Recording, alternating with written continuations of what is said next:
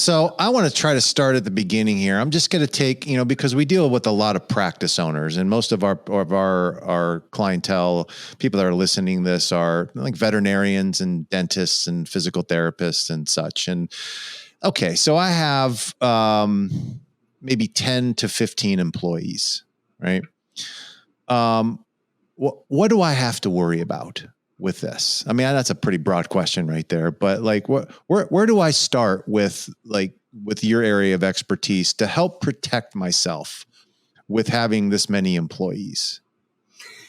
I'm pausing because I'm trying to figure out where to start, because you're right, there are a lot of things. So there's one thing I'm going to mention, but I'm going to put on the side, which is depending on the state where the practice is located, there could be some specific things that need to be done. I'm not going to talk about any state-specific things. That's why I'm sort of putting that on the side. That makes sense. The next thing is that the practice owner needs to make sure that the expectations are communicated to the employees. And there's going to be two sets of expectations. There's going to be expectations generally of employees that work for that practice. Things like, how do we generally treat our patients? What do we do if we're going to be absent? What kind of environment are we trying to create here? More general requirements. And then there's also going to be requirements that are specific to a job. For example, in a dental practice, your dental hygienist or dental assistants are going to have certain specific expectations where the front desk receptionist or the treatment coordinator or the scheduler are going to have other things that are specific to their jobs. So for each employee, it's very important to have, for example, a job description that outlines what each employee is supposed to do. Because one of the key things that business owners need to do, or they need to delegate, so someone does it, is performance managing those employees to make sure they're doing what the practice expects. And this really is simply, here's a list of what you need to do. When they don't, you tell them, hey, you're not doing it. Look back at this list. You're supposed to do X, Y, Z, and give them an opportunity to try again. And if eventually they don't do it, you're down the road to letting them go. But you've told them what they needed to do. You've given them some chances to improve. And when you get to the point that you're letting them go, they shouldn't be surprised by that termination conversation.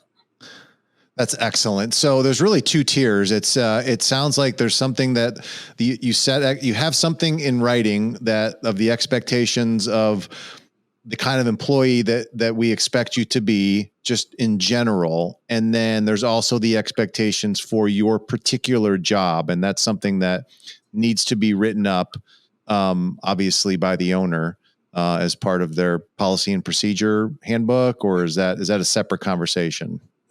That's two different things. Policy and procedures or the employee handbook would outline all the policies and expectations that apply to everybody. That apply to everybody working in the practice.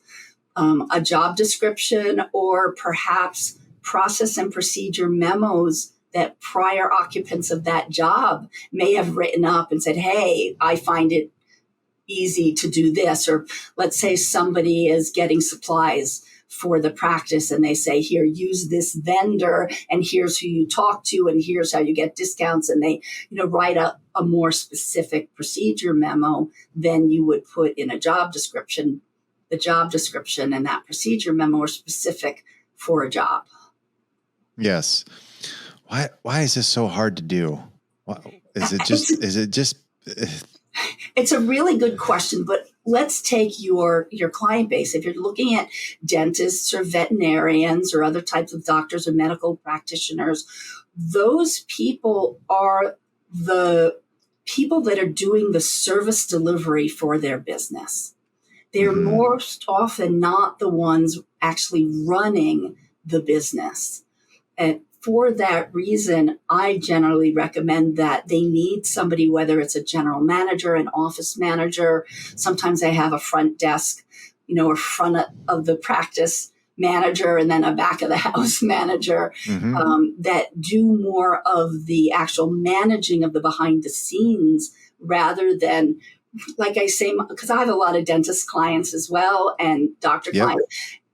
I want my dentist clients to have their hands in somebody's mouth.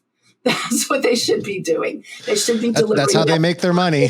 Exactly. They don't really have time to do all these administrative tasks that businesses actually need to do in order to make sure that their business flourishes and prospers, which mean those business owners either have to do it themselves, figure out a way to carve out some time, or they have to delegate it to somebody. Yes.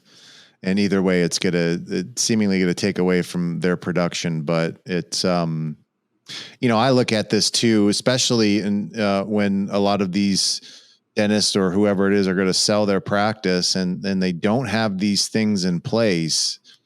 I think it makes it less valuable as an overall, the practice value when you don't have the compliance on these businesses. It's a big red flag, I know, for a lot of buyers. Because if I'm walking into a business and there's no policy and procedure, there's no handbook, there's no job descriptions, there's no anything, I'm like, oh my God. I'm surprised you're still functioning at this point in time. That's a really good point, because very often what either the buyer or seller is looking at is their patient list. How many patients, how much money did they make? But without those policies and procedures in place so that the staff knows what to do, then that's probably not sustainable going forward. No, I would definitely say it's not.